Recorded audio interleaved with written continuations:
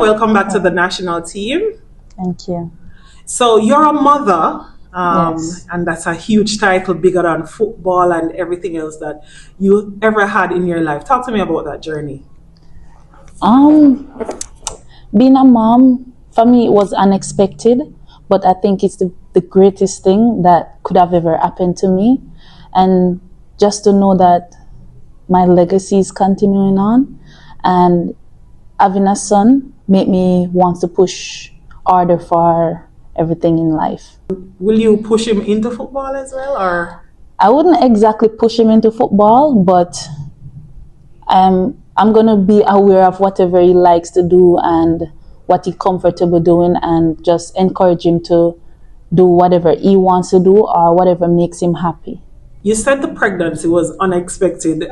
During any point, you're like, "Oh my God, that's the end of my career," or quitting came to mind.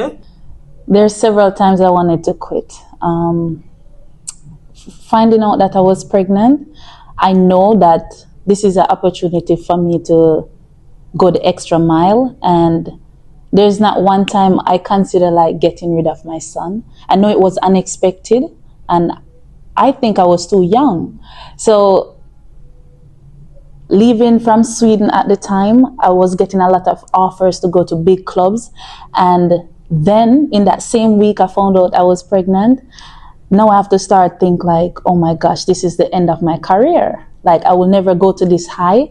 But 2-3 months in, I started to think for the future, like what am I going to do after football? So yes, I've considered quitting so many times.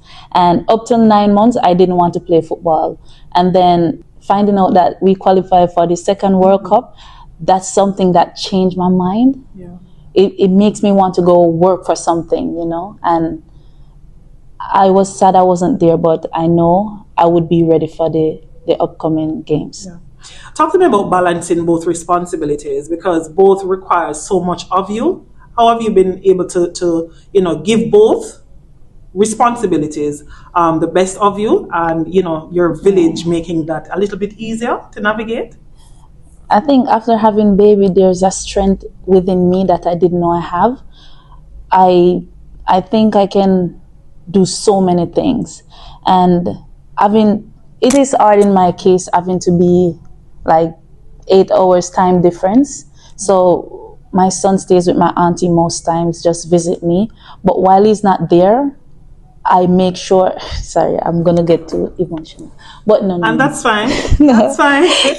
Both come in one for me, and it's something I needed in this life, in this time, in this moment. When you look at everything with football and then becoming a mom, for example, Shelley and Fraser Price, I think, echoed the similar sentiments. The strength within, becoming a mother to continue doing what you're doing. Now, what do you say to other young, women footballers who just might be in similar situation and panicking? I would say to young moms or young soccer players who wants to continue playing or do anything after pregnancy, it is doable. You have to just listen to your body and know what you want and push towards it. Remind people where you started and where you are now, and how much you still love playing the sport. I started playing on the roadside like many of the Jamaican players. I started playing on the street barefoot, and I didn't have a female player to look up to. Yeah. And yes, I used to hear about Marta, but I never watched her because I didn't have those channels to watch women football.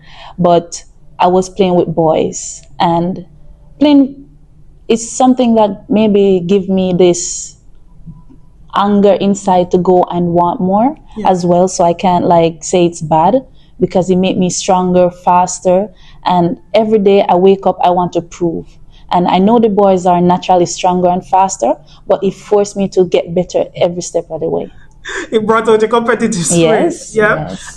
You said you didn't have much women footballers, in Jamaica, especially to look forward to or look up to. Yeah. Now we have so many women footballers, playing, and our young girls looking on.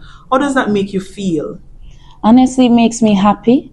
And it's not just soccer players to look up to. It's like we have achieved so much with the Jamaica program. We have achieved so much, and for me, it was hard for me to vision it. But now we have paved that way. Now they can see it and they can experience it with us and know that I can do it and do more. So just to be a part of this group in this time, I'm just grateful and humble for this opportunity. Yeah. The World Cup qualifiers for women's football gets going next month. Yeah. The possibility that Jamaica women's football team, senior women's team, can, likely make it to a third World Cup. How does that make you feel? Honestly, I'm just happy to be a part of two. And third would be great for me and the team and Jamaica.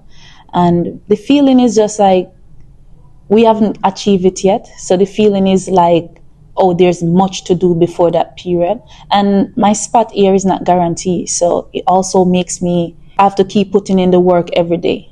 Is that always good, to have the level of competition in the pool, to keep everybody grounded and motivated? Good, because growing up, my coach used to say complacency is the enemy of a good sportsman. In anything you do or whatever you do, there has to be a challenge. Yeah. Then you get complacent, So I think that knowing that we are evolving, we're getting better, and people coming in and just representing Jamaica. Jamaica is more than me. I'm just fortunate to be in the position, and whatever the coach see fit for Jamaica to keep going, I am okay with it. You have a foundation. Share some more information about that with us. Okay. And how can people reach you? We want the whole info. Earlier we were talking about me wanting to quit. Yeah. So during the process of after having baby, I still consider like, is this the end? Because for me, it was hard for me to get a club and just go play. So I started reading, praying a lot, and while I sit at my table, doing my devotion, like this idea came to me. So I know it's God. So I instantly draw a logo, and then I know what I want to do in case football doesn't work out. But also, this is a way of giving opportunity to people that don't have. I was fortunate to have coaches and people that, oh, this girl is good, let me help her. Yeah. But I know what I needed and I know what I didn't have. So in me creating Konya Plummer Community Grant, it's the opportunity to give a lending hand. And I think it's important to give back. Mm-hmm. And I wanted to be a part of something more than myself. And my son is young. I want to be an example also. And creating the grant, I think, is something that God wants me to step into. How can people contribute to that foundation? So more about the grant, I want to focus on all age groups and the community. I believe that fixing the inwards affects the outwards. So like in each community, I think if we try to do the small things, it becomes bigger on the outside. And I want to help in giving opportunity to children to go to school or to push them more into whatever sports they want to, and give them the opportunity to express themselves in however way, and beautification of communities and just small things that bring togetherness, as well as adapting like this clinic program where we help provide beds, chairs, and so forth. And from my experience when I was pregnant, it was difficult for me to go to the clinic while you have the elders going to clinic on this day and then pregnant woman go on the same day. Mm-hmm. Like, who do you give the seat to? I was fortunate to sit in the car and wait, but not a lot of people have that resource. So from coming up with all this I've been in Jamaica for a while and experienced it. And when I was younger, I didn't know, but going to college and come back and I see how difficult it is for people, I wanted to be that bridge or that gap to just give a helping hand in whatever way. Yeah. So if someone should see this interview and they'll be like, yo, I love that.